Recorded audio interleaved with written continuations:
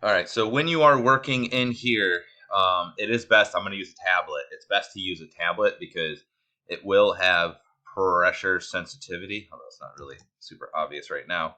I can show you here. If I push harder, you can see it gets, and if I do light, it does less. Okay, so pressure sensitivity is probably, or using a tablet is probably best if you have one, or you can get a hold of one. That's what you're going to want to use above other things. Okay, so the only thing that one of the things I don't like about Blender is the navigation. I think it's fine for when you're doing like hard modeling, but in here, having to hold the middle mouse button, which is like up on my pen here, and then, to do all these things is a little bit cumbersome. So, it's the same navigation. Really isn't much we can do about it. All right, so what you want to do is you might need to change the brush size. So to do that, it's actually F.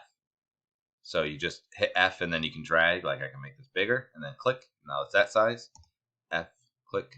Now it's that size.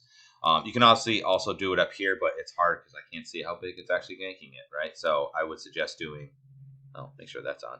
I'd make sure that you put that on. So you can see the radius is also going to change by using the tablet. So I have it on radius changes and the strength will change. Okay, so let's make this smaller. The other thing is strength. That is Shift F. And then you can go from 0 to 100%. Okay, so, and anywhere in between. All right, so that is that. Those are the two main things. There are other settings underneath here that you may also want to play around with, but for the most part, the default settings are probably fine. So those are the two main things as far as your hotkeys, and then the other ones are for these here. So these are your various brushes. All right. Now, these brushes, I'll show you there's some hotkeys for them, but if you don't remember all the hotkeys, you can always just hit Shift Spacebar, and then it will give you the various options. So then I'll just hit this one, and now I have draw. And if I hit Shift Spacebar, I can, let me see something. So Shift Spacebar and hold, must be hold. I could do clay, and then now I have the clay strips one. All right, so that's one way of getting all of these. So you could even remove this and then just use those. You will also notice if you hold it, these are the hotkeys on the side. So you're going to see there's certain ones that you're going to use a lot, so you just memorize those. So for instance, the regular draw, which would be this one here, is X. So the two main ones you're going to need right off from the get-go is basically draw and grab. Okay, so grab is just G, right? And draw is X. I don't know why it's not D, but it's X. Okay, so those are two main ones. So D and, G and X. All right, so what I would suggest, I'm not going to sculpt in front of you just because that would take too much time. But use your grab one first, and then I'll do F to make it a little bit bigger, and then I'll just kind of pull up, and then I can kind of adjust my general shaping here and get this a little bit closer to what I want. Just hit F and then push and pull, and get the general size that you want. And then the other thing you're going to want to use is draw. So I'll hit X for draw, and then I can kind of add a little bit more mass in some areas. All right, you can see I can use some right there. Now, some other hotkeys that you are also going to want to know, besides using these, and I'm going to cover more of these in a second, is this. So let me zoom in here. So just as a reminder, middle mouse button click, Shift and middle mouse button, and Control and middle mouse button. All right. Down here, it should tell you. If you hold it, no, it's not telling me, but rotate view, you get the idea. Anyway, so so the other hotkeys that you're going to want to know is basically the two other things is if you hold Control and sculpt, like if I'm using the draw, it's going to go inwards as opposed to going outwards, right? See how that's going out. All right.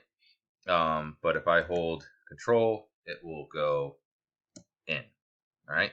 So, and then the other thing is Shift is smooth. It will generally smooth out an area. So if I sculpt something and hold Shift to smooth, it will soften it. All right. Another thing. Okay, so those are basically all your hotkeys that you're going to need to know for the most part. So draw and grab are super handy. Some other ones that are handy, like I personally, I'm going to go up a layer here.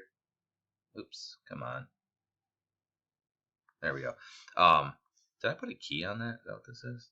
That's weird. Okay. The other thing that I find handy is actually the clay strips. So if you hit C, it's clay. And let me subdivide this again so you can see a little bit better. Okay. And this is going to draw these clay strips, basically. Let me make it stronger so you can see. Shift F, let's make it 100%. And then you'll see, right, how it does these strips, okay? Which is, you know, it's fun. All right. But I actually like more than the clay strips is the Shift C. I'm sorry, that's clay.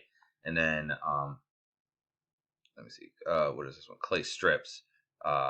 Shift, wait, what is it? Hang on a second. Clay strips is 2, sorry. 2. I like this one a bit better, and apparently it's stuck on minus. Oh, it's on Crease. I thought I clicked on you. All right. I like this one a bit better. To me, this works a little bit nicer. It's pretty good for adding mass. All right. So that's the clay strips. So other notable ones would be Crease, which is just C. Or it might be Shift C. Is it she? Oh, it's Shift C, sorry. So clay is C and this is Shift C. Put that back to minus by default. Basically what this is going to do is it will create a crease like that. It's really good for like if you're trying to highlight, because what it does too is it sort of pinches. If you're trying to like highlight an area, you know, like a detail, you can kind of really pull them in with this. All right, so it's really nice for that. So this is more of a finishing kind of thing, but you can use it for that as well. Bulge is also pretty useful. It's kind of like draw, but the difference is that if I use draw, let's say on these feet here, this would actually be a good example. Okay, let's say I use draw on this feet, right? So I'll hit X and let's make this a little bit bigger on this toe here. You're gonna see it'll kind of push and pull it, not very well. But if I use bulge, what it's going to do is it's going to like fill it with volume because it kind of pulls it on all areas. So particularly if you're trying to add mass to something, like especially a thin thing, bulge is the way to go. All right, so that I find very useful for that sort of thing. So if you have like a tail or a horn or something and it's too thin, just use bulge. Don't use the regular draw. That one's also useful.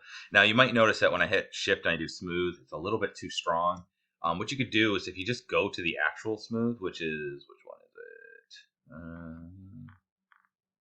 it? Smooth. If you go to the actual smooth, you can lower the strength here. So we'll do shift F and I'm just going to lower it quite a bit. We'll say like that. And now when I go to like say draw and if I hold shift, it will use that. See how it's not doing that much now? It will use that smooth from the setting here. So if you find that your smooth is doing too much, go to the actual smooth and then just lower its strength and then go back to the tool you were in. And then every time you use smooth by holding shift, it will work fine.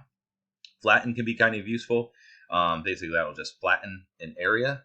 So, and you also will see that there is fill, which will try to fill in an area.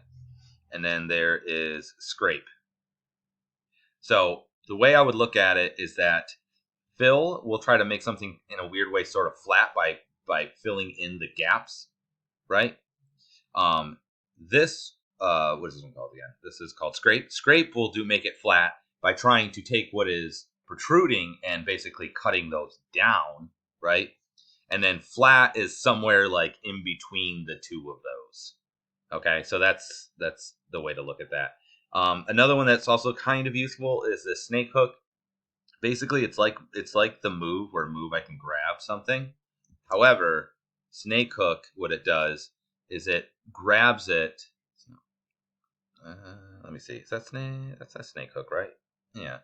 Let me pull out and do it another place here. Holding control. There you go.